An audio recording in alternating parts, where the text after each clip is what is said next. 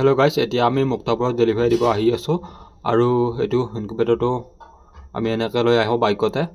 আৰু ইয়াতে আগত দেখা পাইছে আপোনালোক দাদাজনে আমাক ঘৰলৈ লৈ যাই আছে। এতিয়া আমি ঘৰ আহি পালোঁ দাদাজনৰ। এতিয়া আমি মেচিনটো খুলি কিনে দাদাজনৰ ঘৰত গোটেইখিনি ফিটিং কৰি দেখাই থৈ যাম। আপোনালোকে চাই থাকক, এইটো ভিডিঅ'ত গোটেইখিনি দেখাব সম্ভৱ নহয়, সেইকাৰণে মই বৰ্তমান এইখিনি দেখাইছোঁ। নেক্সট ভিডিঅ'ত আমি ফিটিং কৰা ভিডিঅ'খিনিও দেখাম। আমি এতিয়া আছোঁ মুক্তাপুৰত, দাদাজনৰ ঘৰ মুক্তাপুৰত হয়। এইটো ইনকুবেটৰ মাত্ৰ 2000 টকাত দিয়া হৈছে। আপোনালোকে ইনকুবেটৰটো চাওক আৰু ইনকুবেটৰ এটা ৰেটিং দি থৈ যাব।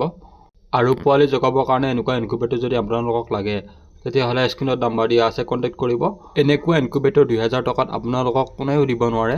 আৰু আমাৰ ইয়াতে 100% গেৰেণ্টিও হয়, কাৰণ আমি নিজে পোৱালি জগাই আছোঁ এনেকুৱা ইনকুবেটৰত। আপোনালোকে প্ৰফাইলত যাই বেলেগ ভিডিঅ' চাব, তাতে পাব।